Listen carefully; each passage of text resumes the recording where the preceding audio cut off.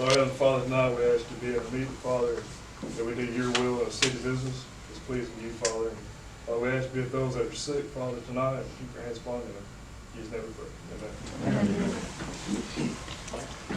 I pledge allegiance to the flag of the United States of America and to the republic for which it stands, one nation, under God, indivisible, with liberty and justice for all.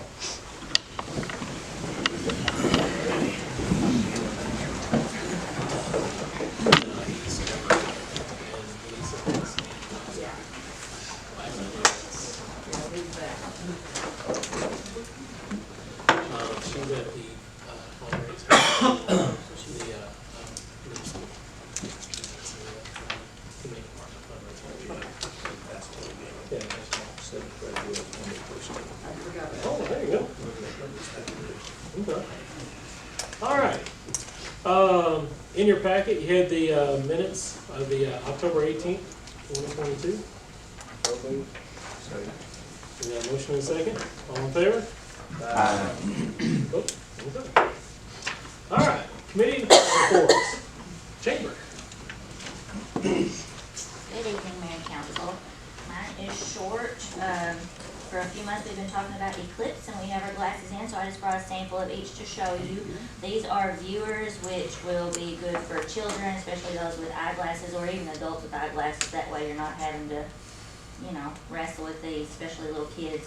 But both of them will be safe for this solar eclipse, and if you save them for a future one, they'll be good for that too.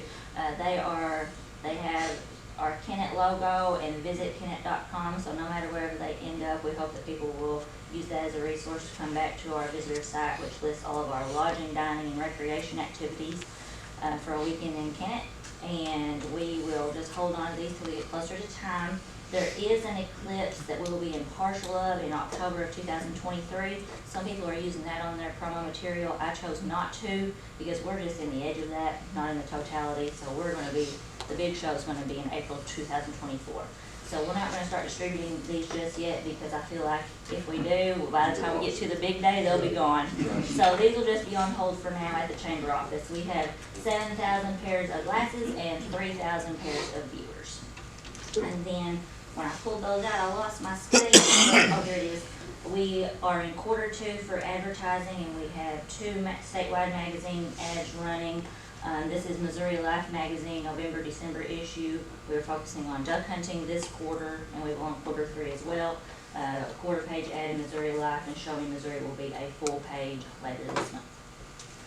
That's all I have. Thank you. Okay, finance. Well, it's too early for our tax numbers for last month. That'll be next council meeting. We do have a finance meeting at 5:30 today. We went over our bank balances and revenue and expenditures. Everything seems to be in line. We're within budget. A few of the line items, they need to be fine-tuned, and we'll do that in probably first part of January when we have our next meeting. Okay. That's what I got. All right, fire. Mayor, City Council, first I'd like to thank the street department for trimming our bushes here at our City Hall. It looks so much better. Appreciate you guys, Keith. First off, I need approval to pay $1,500 Smith & Company for the updated Phase 1. That money will be coming from the capital improvement sales tax. I'll make a motion. Second. Okay, we got a motion and a second. All in favor? Aye. Any opposed? Good. And second, I need approval to pay the disbursement of $99,721.31. That's a city matching for the new fire station loan, and that will come out of the disbursement checking account for the new fire station. I'll make a motion for that. All right, we got a motion? Second. Second. All in favor? Aye. There we go. All right, as you guys know, we had a house fire back a couple weeks ago on North Vanderbilt Street.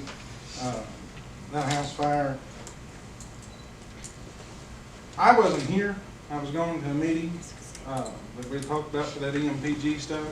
And so myself and Tom was out of town when that incident happened, but the word to me was there was heavy black smoke showing from the second floor and no fire down on the first floor. And they went to start their fire attack and a backdraft on the first floor of the house, or second floor of the house. Therefore, it involved the whole building at that time. So we had that one happen. Then we had what we believed to be a LP explosion out on Mallory. That house was a total loss due to that LP explosion and about 35 mile-an-hour winds. As most of you guys know, I placed a burn ban in effect a few weeks ago. That was due to the very low dew points and humidity levels. I just wanted to kind of put something out there to the public. That doesn't happen very often. Matter of fact, that's probably the first burn ban that the fire chiefs put in effect for the city in quite some years. And it wasn't done lightly. But if y'all notice, farmers this year, for some reason, they're burning everything that they can burn. And I don't know why that is, but farmers are exempt from any burn ban. That's a state law. If you'll remember, I talked several months ago about our first responder class that we were supposed to have. That class never was actually scheduled. And I'm proud to say that it is scheduled now, and that will be starting in December. Tyler, myself, and Jimmy Don Butler will be going to Lake the Ozarks this week and attend an instructors conference. This is received training for the intro to fire service, which has come out from the Division of Fire Safety in the state of Missouri. We'll go and get trained to teach that and be able to bring that back in-house to save us some costs there. I would ask that we open the safety position up to start taking applications immediately and to end that on Friday, November the 11th, if that is okay with the council. Well, we do Thursday the 10th because the 11th is Veterans Day. Okay. And government offices will be closed that day. If that's okay with y'all, Brenda, if you'll write something out, just email that to me. I would be very appreciative. I will need a closed meeting directly after the council meeting. I do have something I'd like to read. Mayor, City Council, and citizens of Kennett. There are many topics I feel we need to discuss and clear the air on. First is the city's ISO rating. ISO rating is composed of several different agencies and things that they do. A few of those agencies are the dispatch office for police, fire, and EMS, the water department, and the fire department. Each department is scored separately and then added together to make our ISO rating. I'm proud to be able to stand here tonight and tell you that the fire department score was higher this past audit than it's ever been in past history. I have not and will not talk about other departments' issues, but just to enlighten everyone that's here and listening, the increase in the fire insurance was not due to the fire department. The second topic is fire hydrants. There are a total of 501 hydrants in the city of Kennett. We use a 700 gallon a minute when we talk about hydrants with the fire department. And that's based on the formula used in the fire service for 2,000 square foot single-story residence fully involved with fire. The formula is length times width divided by 3 and times the number of stories. So if you take 100 divided by 20, or times it by 20 divided by 3, and times that by 1, that totals 667 gallons of water per minute, which is then rounded to the nearest hundredth, making it 700. That's based on, because most homes are 1,000 to 2,000 square foot, which is the reason for the number 700 gallons of water per minute is a go-to number. For an example, the 2-story residential fire we had the other day on North Vanderbilt Street was a 60 by 30. When calculated, we needed a minimum of 1,200 gallons of water. We had in front of the house a fire hydrant that flowed 380 gallons a minute. You go to the next hydrant north, which is flowing 180 gallons per minute. You go to the south around the corner to Washington and Vanderbilt, flows 100 gallons per minute. Keep in mind there are homes on this street that are well over 2,000 square foot, And if we have a hydrant that's only supplying 100 gallons of water in that location. The reason Zenith and Crothersville Departments was called because it was a limited water supply. Zenith and Crothersville brought 1 tanker each. We used our 2 tankers, totaling 10,000 gallons of water brought to the scene initially.